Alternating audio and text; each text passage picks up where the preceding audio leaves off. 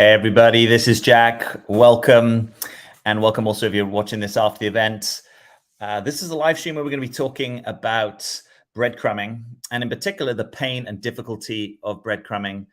And I'm also going to possibly be experimenting with someone here, giving one or a few of you the opportunity to share something of your experience. So if you are here live or if you're joining us after event, leave me a comment. Let me know where you are tuning in from. And let me know if you also have a question, because I will be doing a little bit of Q&A later. So I wanted just to start by sharing what I think has been one of the common things that people have found useful if they've been having the experience of getting crumbs from someone that they're trying to relate with, that they're basically not getting the level of contact or consistency of connection, that there's sort of this sense of, hey, maybe this can look differently. Maybe if I just hang in here, something might change. And so one way of talking about this, and it doesn't just apply to breadcrumbing, so I'm going to dimensionalize it a little bit beyond that, is talking about what we call false hope. That really from the developmental or even spiritual or inner work perspective, the difficult thing that can happen here is when you're engaged in your own experience of false hope.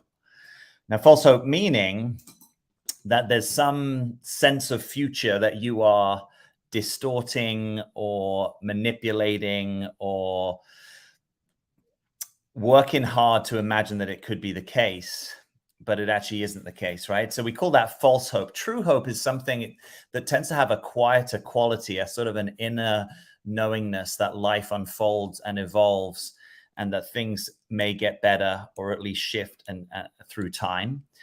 False hope tends to have the experience of something that the mind or that we conjure up, imagining that things could be better. And that's kind of therefore keeping us a little bit trapped in the present, or a little bit less likely to be with the reality of what's actually going on. Now, this is subtle territory, right? Because a lot of the times you may have had the experience, not just in the realms of dating, but in other areas of your life where you have a vision of something that's better, right? Or maybe you're having a really tough time and you have a vision of your health being better or your finances being better or your career being better. And it kind of started almost in your mind's eye. You could see it and you worked at it, and through time it did get better. So this is why this is sometimes difficult discernment. But maybe there's a difference between having a vision for your life and the sort of sense that you need to keep something alive, which we're calling false hope, in order not to feel the impact of what is actually happening in the present. And the impact of what might be happening in the present is often disappointment, pain, disconnection, waiting, dysregulation, just the pain of unreciprocity, right? A lack of reciprocity in relationship. I'm sure many of you have had that experience, even if it's not recently one that's happened in a more romantic style of connection, where you're doing most of the lifting, that you're the one that's reaching out, that you're the one who's not sure when you're going to be made contact with, and that there's something really painful about hanging in and on to that experience. So it can sound negative when I talk to people about false hope, sort of like, oh my gosh, well, who would I be without my hope? And this is just inviting you into a deeper inquiry. I'm not saying take this from me. I'm saying let's have you into your deeper inquiry about what is actually true in this territory for you, because you may find that there are all sorts of subtle ways in other domains of your life that you hold on to things, that you attach to a sense of how you need it to be, and it stops you getting much more in rapport with what is actually happening and seeing it more clearly, right? There's a kind of freedom in relaxing the false hope and actually getting more with the program, feeling the feels, and then seeing where things can go. So let's have a little look here. Hello, thank you for joining us. We're saying hi to Sarah in California. Hi to Gina in London. We've got Cor in the Netherlands and Kiara. Hi, Jack. Glad to have you in London. Yeah, so actually that recent photo that I released was when I was in London. I'm actually back stateside, but I did spend some time in London this summer, mostly with my family. So Thanks for reflecting that. Hi, Kim, who's here from Michigan. If you're just joining us, we're talking about breadcrumbing. People are saying where they're tuning in from. Let me know if you've had an experience of breadcrumbing, and you can also let me know in the comments if you might want to come on and share something of your experience. I'm going to be opening the floor here shortly, because I actually wanted to invite people to talk a bit more about the direct experience of this, because sometimes it can be useful to be able to hear it in someone else's world, maybe even if it's just the sense of realizing that your own suffering, it's not just you that's suffering in this way. Sometimes there can be compassion for your own experience when you hear other people's experiences. So you're welcome to leave a comment here if you would like to get involved, or if you indeed have a question. We will see if we can be getting to a few questions later on. Okay, so I haven't done this before, so bear with me. There's a technology side to this. And there may also just be me learning how actually to do this in a way that works. So let's experiment here together. So I have one person here in the waiting room. Let me add you in. Can you see and hear me? Yes. Can you? Hey, it's Jem, right? Yes. Hi. Awesome. Let me just do one thing here, because I'm going to just plug in my my earphone so I can hear you a bit better. So thanks for stepping in here. It's fun to see you on camera. Just in simple words, could you share just anything about the experience that you've had, where you've experienced something that you would equate to crumbs being breadcrumbs, or really not receiving much in a relationship? What was the essence of how that was for you? It was really odd for me because I am older and I've never had that happen to me before. So it seems like it's so common right now. And I had been divorced recently, about 2.5 years ago, and it just was not something that occurred to me was happening. And so when it started happening, I didn't recognize it at first, and I didn't let go as soon as I should have. And I just remember just being very confused and not understanding why this guy is wanting to be around me all the time and makes me feel so good, and yet he doesn't want to be in a committed relationship with me. So a lot of it was just confusion. And because of that intermittent reinforcement, I think I really became addicted to him in particular. Yeah, that makes a lot of sense.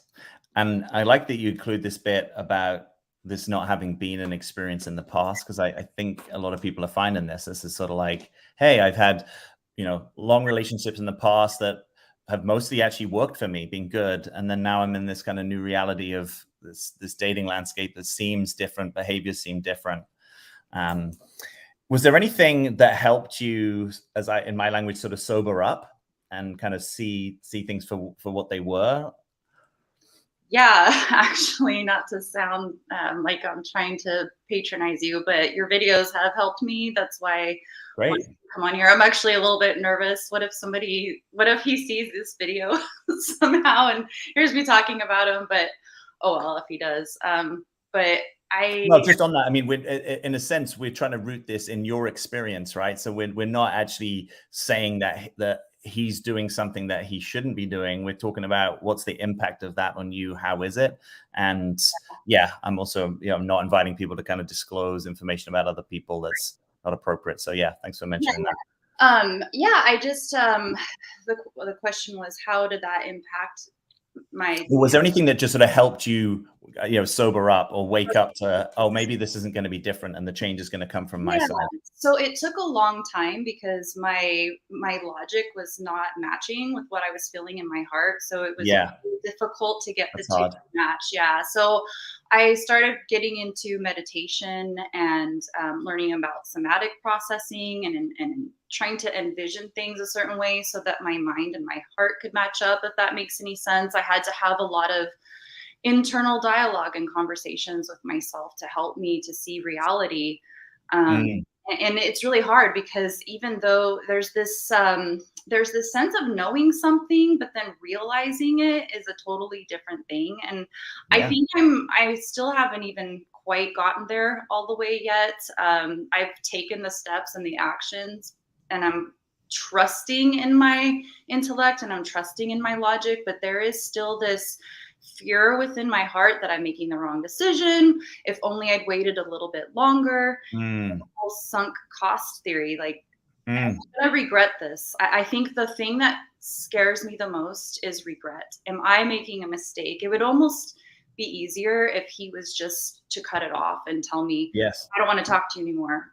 But because he still wants me in his life, it gives me that false hope, like you were talking about. Yes. So on the one hand, I know it's false, but then there's this other part of me that's like, what if I'm wrong? And you hear the exceptions to the rule every once in a while. And Yeah. you think, is this case an exception to the rule?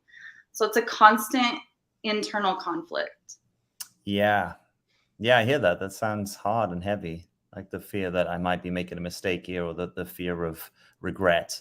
And almost that it might be easier if there was some, even if it was sort of harsh and abrupt, like clarity coming from his side of like, hey, we're done. I don't even want to talk to you anymore. That might be really hard to receive, but it would give that kind of edge and finality that sounds like it's hard to achieve on your own when there is something still intriguing, nourishing about the connection. But it's just not going in the direction that's going to be more meaningful or committed. Yeah, makes total sense. If there was someone listening to this right now who's in a situation where they're still sort of stuck in the crumbs, so to speak, is there anything that you would like to say to them or that you think might be helpful for them from your experience? I think that one of the things I would say, and this would only be helpful for people that are newly in, but I would say to cut it off as soon as you start to notice that's what's happening, because the longer you wait, the more difficult it's going to be. Huh. And Yeah. the other thing that has helped me is when I've been asked, do you picture yourself a year from now? Do you still want to be battling with this, or do you want to have that chance to move on? And that's been pretty sobering for me, because this has been almost 2 years for me. And a year ago, I told myself, you don't want to be here a year from now. And here I am still. And that was a wake up call. So I would just suggest people to look at the trajectory of their life and think about, is this what you really want? Because this is what it's looking like. Look at how things are, not how you want them to be. Yeah. Yeah. I think that's really beautifully put. Yeah. So got it. So one, kind of almost bring it big by pushing out the timeline and saying, hey, a year from now, do you still want to be in this? And also conversely, kind of cut it off. It sounds like trust yourself as early as possible, something like that. Like the moment you know that actually this isn't moving in the direction that you want, almost have the confidence to back your own discernment. Yeah, it's kind of like, I think about gambling, behavioral addictions. It's so much easier to tell yourself, hey, I have this much money to spend. I have $200 to spend tonight. If I go past that, I need to cut it off. Well, you've got a problem when you get to the 200 and you're like, oh, just a little bit more. Just a little more. And it's the same thing. Oh, just maybe one more month. Let me give it a few more weeks.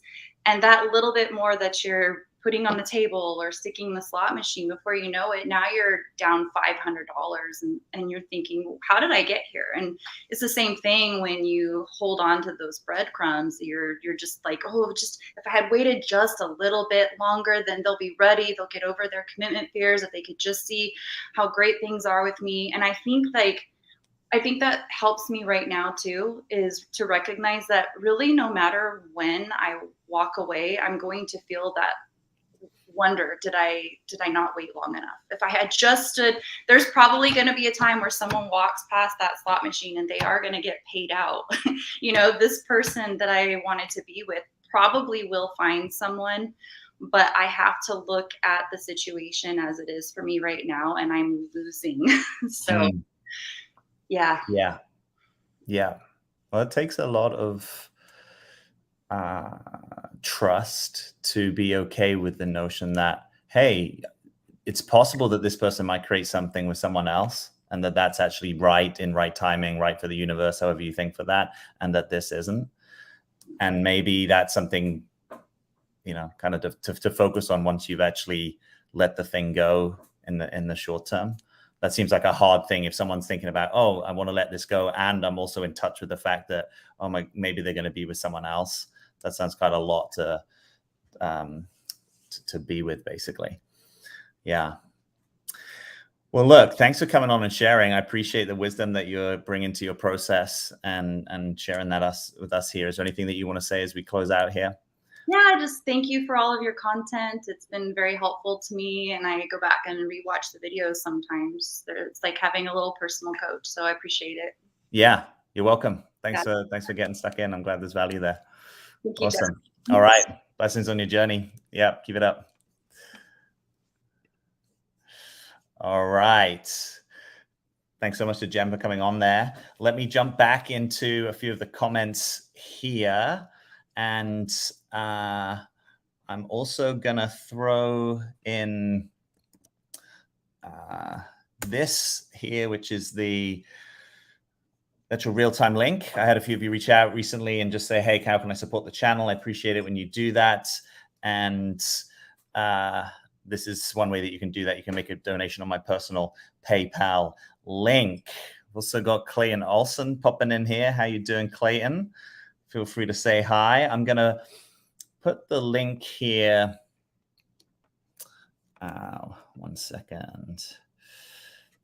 If anyone else is interested to come on and share something of their experience, it will bring you into the kind of the back room, the green room. Coming in there doesn't guarantee that you're going to be coming on, but I wanted to open up that opportunity.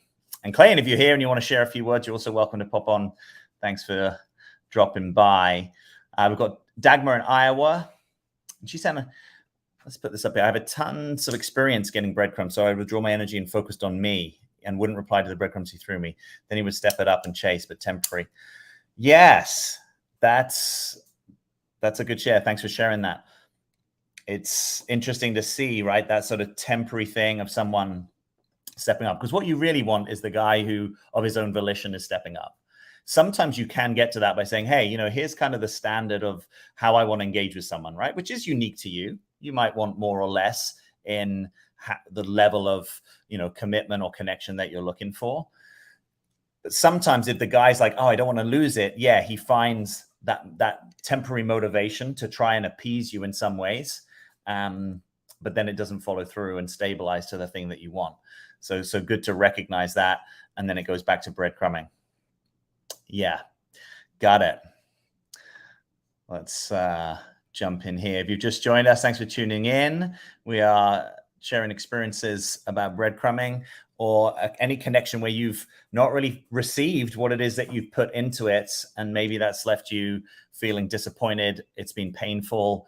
Perhaps there's been grief in having to let it go. Or perhaps, as you were just hearing with the share there previously, it was really confusing. And part of you has this fear of regret. What if I make a mistake? What if somehow he just decides to up his game and I just tapped out too early? So one way of looking at that from my perspective is actually putting a little bit more trust in the universe, that it doesn't have to be all on your own shoulders, that it's okay if life really wants to configure something here, it can bring it back. It can implant a different motivation in him, that it's almost like we sometimes say it's not playing mini God too much, not imagining that every little move that you make is super consequential, that actually there has to be enough robustness in the dynamic for it to go somewhere. And you can't carry that only from your own side. Well done, Dagmar. Excellent. FT, I don't even engage with it. I walk away for good. Well, that's great. If you've learned how to do that, that's great. Sometimes it's easier said than done, particularly because of this. Just to finish this bit from Dagmar, because he still keeps coming back and tries to suck me back in. It makes it hard, but I'm standing firm. Yes, sometimes that's the reason that you have to break contact fully, because he doesn't get it, right? That you actually have to draw the boundary from your side. There's a few comments I haven't got to, but we have Clayton jumping in here. How you doing, buddy? Hey, I'm doing well, man. This is completely impromptu. Saw you on, so I thought I'd jump in and say what's up. It's looking beautiful there in Colorado. Yeah, what I'm seeing through the window. Yeah, the leaves are changing, and we've got some aspens out that way. Very nice. Hard to see with this camera, but the nights are cooling down. The light is changing. It's definitely causing a little bit of grief for me with summer. Yeah. Yeah. I hear it. Well, I like that you're in touch with that. Yeah. Is there anything that's popping for you, right? We're just having this conversation about people receiving crumbs or dynamics that are romantic dynamics that are uneven, and the pain that can cause when people are kind of trying, but it's really not available to them. How to break it off, how to be with your experience. Perhaps you've supported clients in these kind of experiences. So what's alive? I've got a few words around this. So, I just can really empathize. I've got friends and also clients that I've worked with who've experienced this. And I know that this can be the recipe for crazy making. It can really go from a bit of confusion to shock to suddenly one turning against themselves and feeling like there's something wrong with them, eating away at your self-esteem.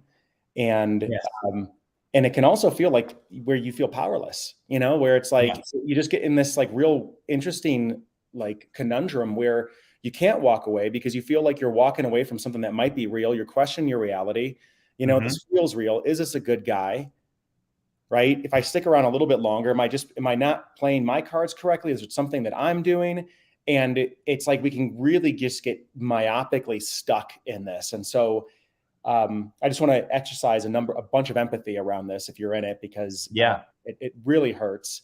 And the invitation that I would put in here, and I would love to hear what you think about this, Jack, but it's like, my invitation is to approach it as, in some ways, an initiation of self. And what I mean by that is that, there's a real opportunity here. Like maybe the booby prize in this when you're getting breadcrumbed is like to get the guy, right? To get the relationship, to get the thing that you want on the surface, to have the circumstance work out correctly in the way that you want. But I think there's a deeper prize in this. And I think what it is it's the real opportunity to choose yourself over choosing somebody who's not clear. And so one of the things that I would be curious about with any woman who might be feeling like they're being breadcrumbed, and this is an invitation to look at it from a place of responsibility, and so that you can take your power back. But where are you breadcrumbing yourself in this situation, right? And it might not look like the same type of breadcrumbing you're getting from the guy, but where are you not truly taking a stand and being in full alignment for what it is that you want? Right? Where are you picking up the breadcrumbs and taking them versus drawing a really hard, loving boundary with yourself and basically saying that, I am worth more than this. And the thing that I want, it is so clear that I'm wanting more than what's being offered. And I am unapologetic about it. And then from that place, being able to clearly communicate it with a detachment from the outcome, detachment of whether or not it's going to do something to the other guy, but rather almost like you are declaring to the universe, you are declaring to the lack of clarity in front of you that, hey, like, this is what I want. This is who I am. This is really the direction that I'm going. If you're game for that, beautiful. And if you're not, no one's wrong. We're just not compatible. Right? There's no one to blame here. It's just we want different things.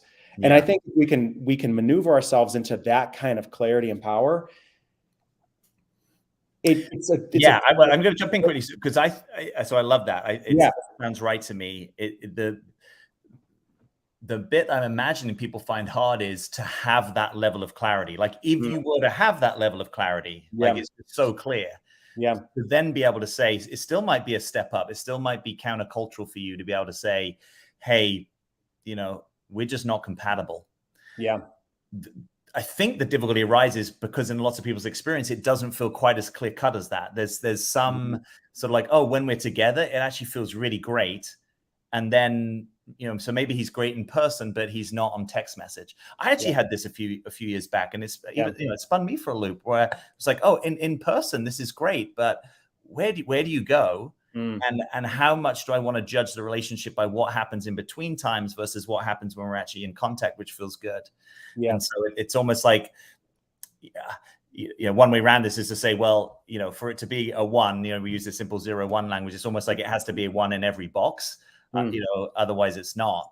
But that it does take a certain level of imagining that there is something better I think, to be able to find that level of clarity when there's something that's good about it. If it's all bad or every domain is terrible, maybe that's a bit different. But I think where it head trips people, and certainly I've seen that with clients and myself, is when it's less clear cut. So I'm curious if you have any thoughts about how people derive clarity in this kind of situation. What would be most conducive? What would support them? How would they practice? Yeah, I think revealing your experience to the other person is key. Say more about that. Yeah, I think revealing where you're at and the impact that something's having on you is key to actually getting more high quality information. Right. Did I freeze up there? Did you hear that? Yeah, I can hear it. Yeah. Okay. Are we a bit lagged? I just saw you freeze for a moment, but yeah, I think that's the practice is, can you bring authentically what's happening for you through a place of owning your experience to the other person and then seeing how they react? Because, if you are able to bring something to the table of like, you're noticing that you're creating stories when you're not hearing from them for days, or that there's a way in which, like, you're not feeling important, or you're feeling like maybe that you guys aren't on the same page, you're feeling a little bit insecure and you're wondering whether you're on the same page. Bringing that to the table can, number one, I look, some guys I think are just ignorant to the impact they're having on women, right? It's not a malicious thing. They're just living their life. They're compartmentalizing different aspects of their life. They're doing certain things where they have a different idea of how to relate. They think that they're not having a detrimental impact. And if you're able to have the courage to bring that kind of information to them from a place of assuming ignorance rather than guilt, rather than maliciousness, I think you start to really get clear about who's in front of you. And then you can start to really determine whether it is something that you want to continue to negotiate and step into and lean into, or what if all of a sudden the way that they react pops the spell for you. And you can say, oh, wow, like actually the way that you were just so callous to my experience gives me the information that I need to be able to walk away and feel completely clear about this. So that's what I would say. I would say, lean in authentically and name what's coming up for you. Bring your truth to the table if you want other people to do the same. Yeah, I love that. That all lands really resonantly for me. Yeah. It's almost like trusting that someone's availability for impact is an important signal in relating with them. Yes. It could be that they care about the impact now that you've kind of sobered them up, right? Made them more conscious. Perhaps there's some leadership in them that says, oh, I get it. If that's the real impact that I'm having, yes, I could try and change some of my behavior, but I might also be self-discerning that it's actually unlikely. Like, I kind of know that I'm terrible at staying in touch. And actually I get that you need someone that is a kind of like a high touch, high volume communicator. And that's not actually me. Now, I don't know how often it is that guys really bring that leadership. I hear more of a situation where, in a way, the guy it's almost like he's trying every trick in his book to keep her engaged, even when she's trying to say, hey, no, he doesn't really trust that she's able to hold that boundary. So he's sort of almost finding the weakness in the boundary setting, which again is an opportunity for you to practice. Yes. Actually, let me just throw this up because we've got a good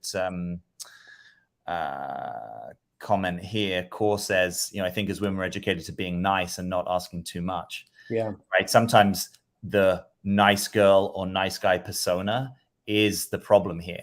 And being nice can be overrated. Really good connection there. Yeah. The invitation is to be real. Yeah. Wow. I like that. I just, that seems very obvious now that you mentioned it, but it's like, yeah, there is a most likely a correlation between someone's lack of being able to really possibly disappoint another person with also kind of staying in a dynamic that isn't really serving you. Yeah. Yeah. Nice. Well, also to trust that it's allowed for two people to have different experiences of the same thing, right? So your experience might be, this is really stressful. I do like it when we're together, but in between times it impacts my sleep. I feel anxious. It's kind of preoccupying. I'm second guessing myself.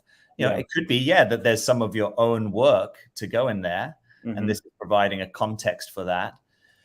He might be having the experience that it's all kind of good. Like, I don't really want to be that connected to you, but when we're together, we hang out, it's fun and I enjoy it.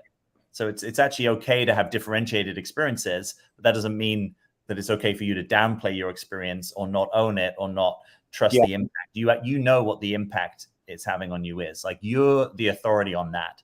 He is not the authority on that. You're the authority on that, and staying true to that. So, quick question for you, Jack. What do you think about in these situations, the people that might, like, I know that I've been on both ends of this, where I know that I've breadcrumbed people unknowingly, and then it was brought to my attention just because of like the busyness and the fullness of my life. And then I've also been on the receiving end of it. And sometimes I question, I'm like, well, wait a second, is this a me problem? Right? Like, am I too demanding? Like, do I want communication because there's actually something that I'm supposed to figure out on my side of the fence, and it's actually important for me to be with that versus communicate it? Like, do you have any thoughts on differentiating those two, of like, what is my work to do versus like what is maybe to bring into the relationship field? So I wouldn't imagine there's too many problems bringing it into the relational field, in the sense that you're not saying the other person's wrong. You're saying, this is my experience, and I'm trying to relate to you around my experience. Yeah. It could be that it's, 80% something for you to shine up on your side, and 20% something that's happening over there. I don't think it's too important sometimes to know that, because we're not trying to judge and assign blame to people. Yeah. We're trying to get you closer to what's true and real and authentic for you.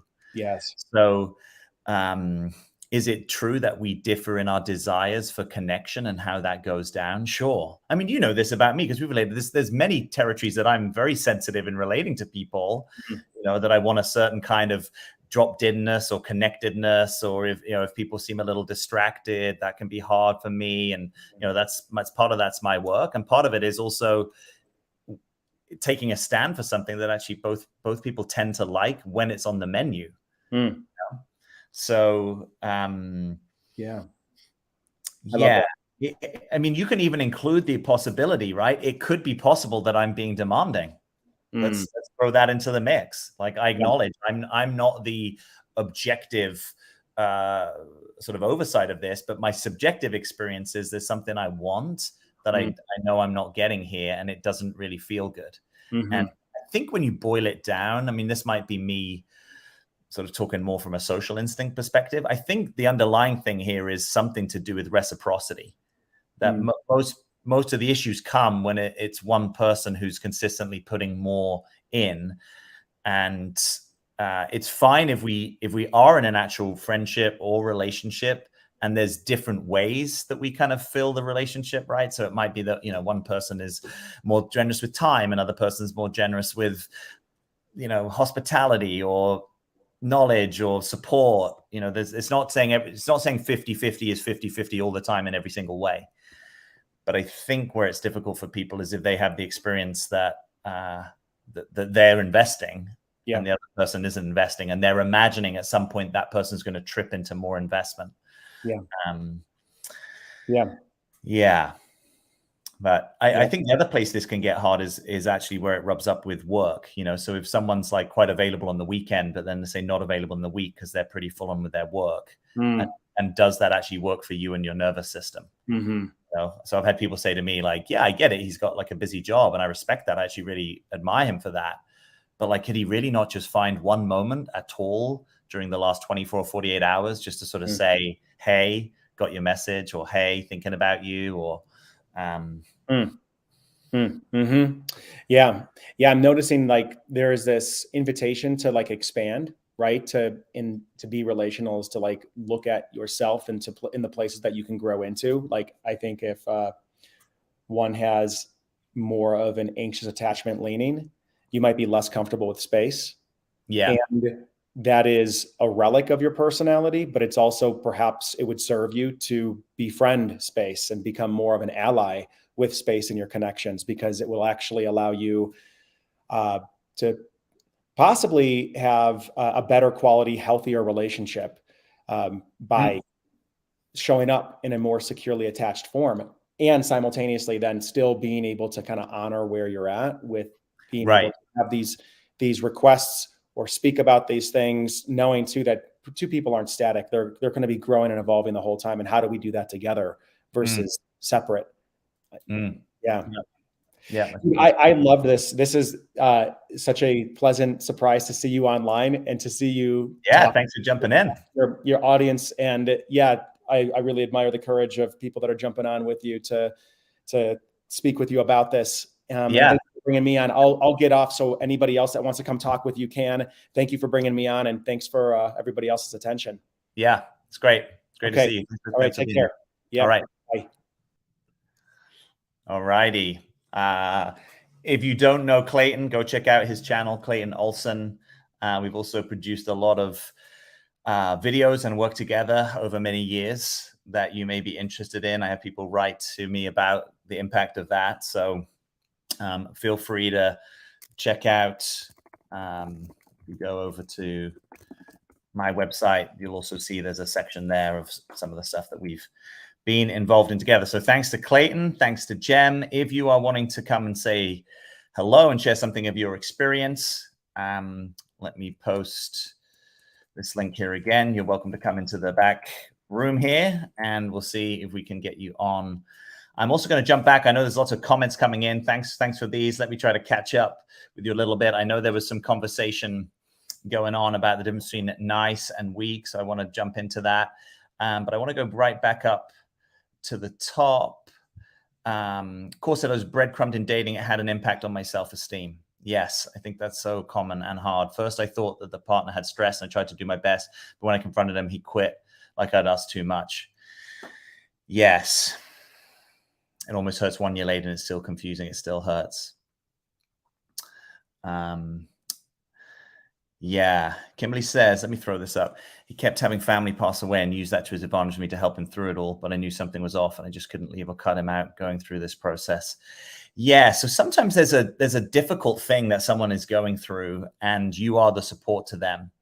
And I think in those situations, it can be good to try to be clear with yourself about what that is. Sometimes people need a ton of support, right? I mean, we all need a ton of support, I think, just generally, but there are also acute times for that. And it can be a privileged role to be that in someone's life. And it can be useful to distinguish whether that person is actually available for a relationship with you. Sometimes they actually need a companion. You know, I sometimes use this distinction, companion, lover, partner. When someone needs a companion, yeah, they need some help. They need a good friend, right? And there might be a romantic edge to it, but the main way that the connection happens is not that it's on the trajectory for partnering. It's more like, hey, you know, if someone's getting over grief, are you willing to be that person in their life? Now, sometimes that's absolutely not right for you because actually you do want a relationship and it's very hard to keep those things separate. But you may have a situation where you notice, actually, this is what it is and I am available for that. I realize there's maybe a season and a cycle to it. And all that said, it can be very hard to find the clarity on this sometimes.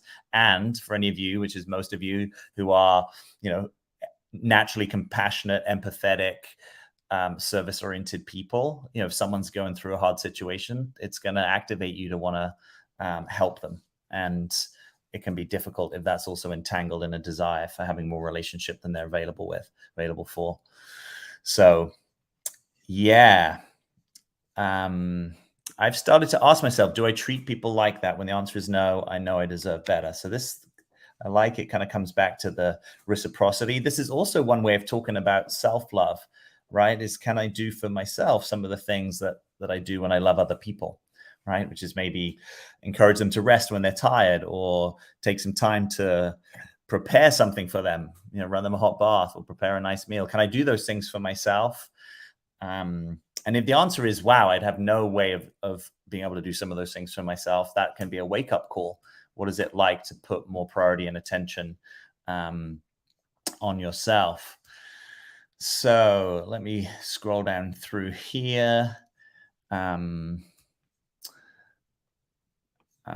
Nice is not weak, but some men see it as that. Yeah. So I agree with that. I just maybe want to add something to it, right? So,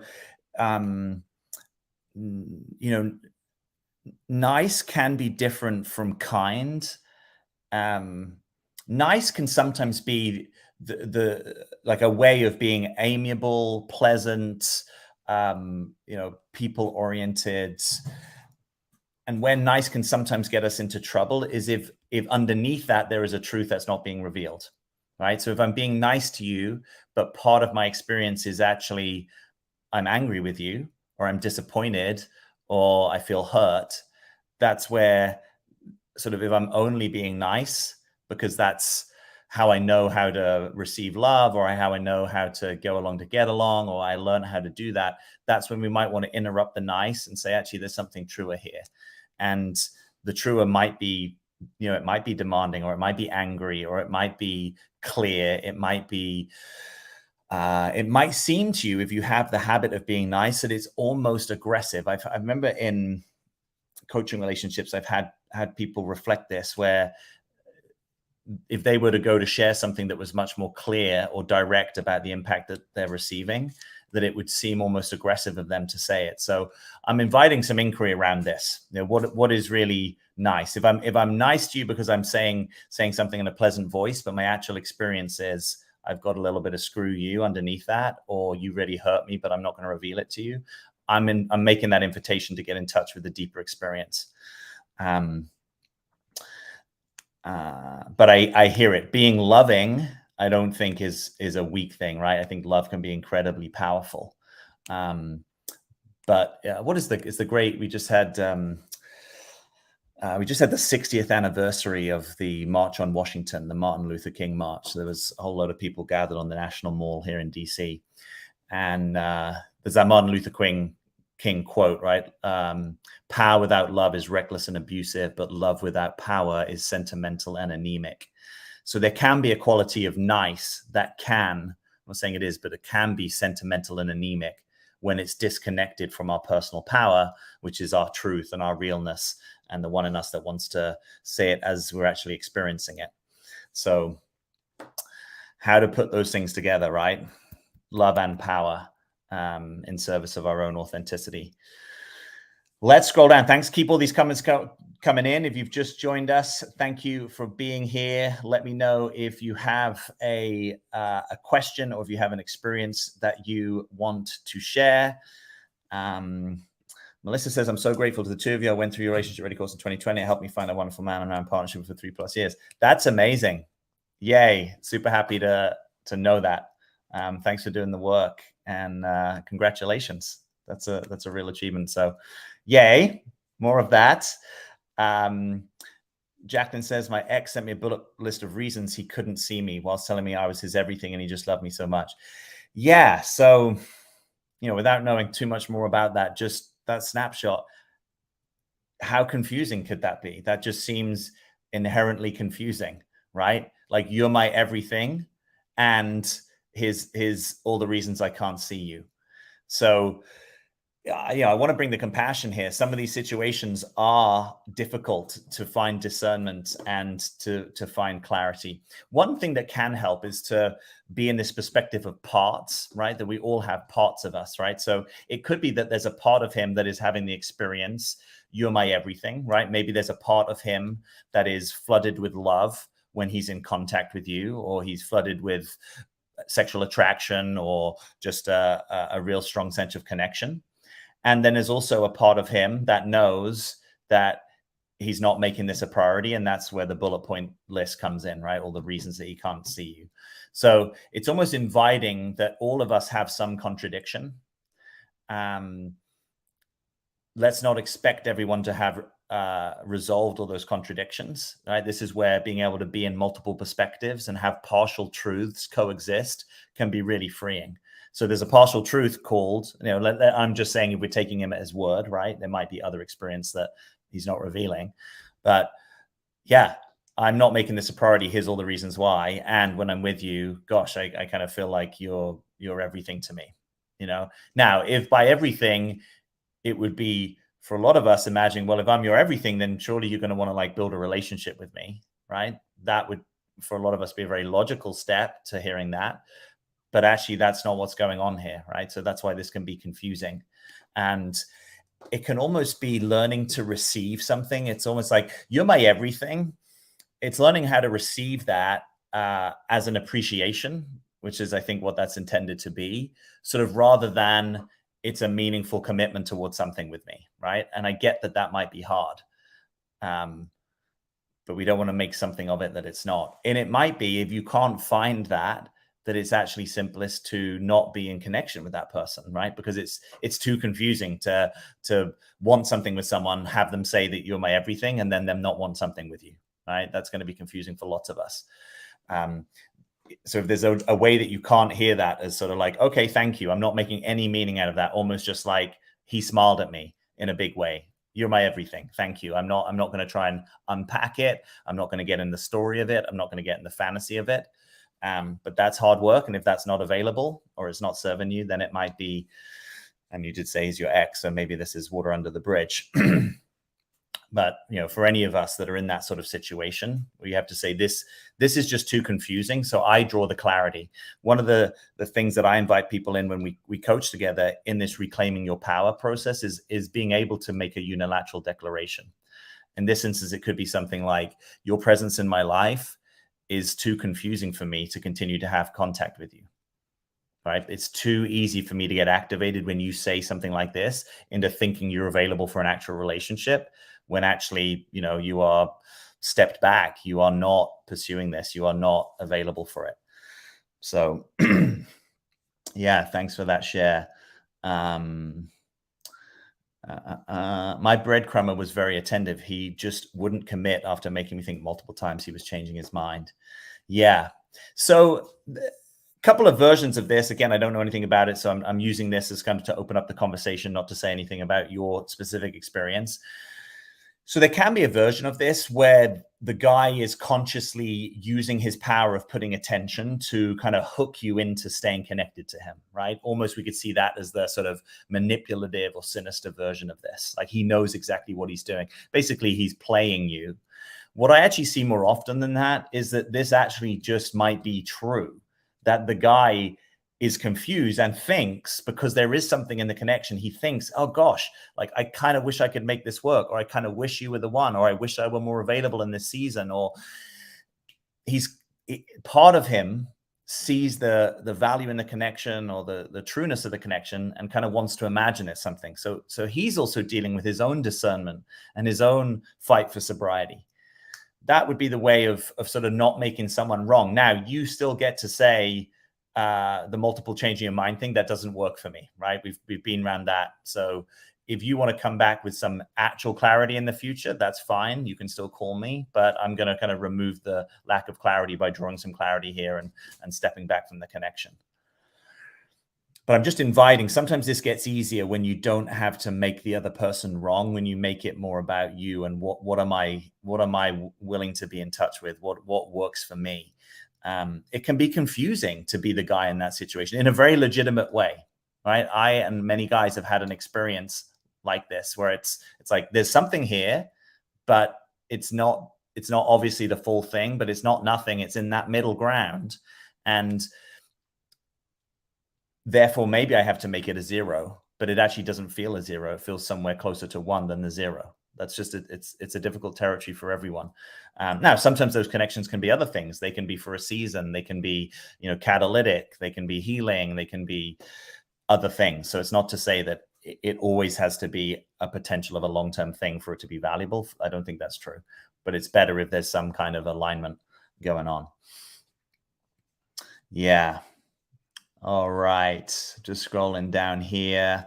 So I will also leave you with this. If you would like to get more support from me, I'm going to put my coaching application link here. It's simple. You can fill it in. It doesn't commit you to anything. It puts you in conversation with me. If it seems like it could be a good fit, we get on a call and we get into your world and we see what's going on and if it's territory that I can help with.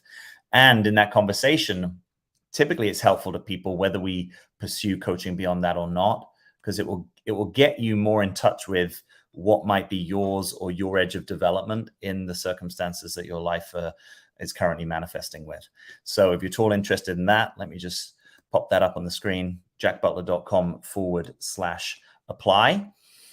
And if you're watching this after event, that link will still be active. And there's also the possibility, if you want to support the channel, you can go over to my personal PayPal link. Any and all contributions to my work are super appreciated. I want to thank Jem and Clayton for coming on and sharing their experiences. I want to thank you all for your activity in the chat here today. And I wish you a beautiful and wonderful start to your weekends. It's always good to be with you. And I look forward to being with you again soon. All right, everybody. I'm Jack. Thank you.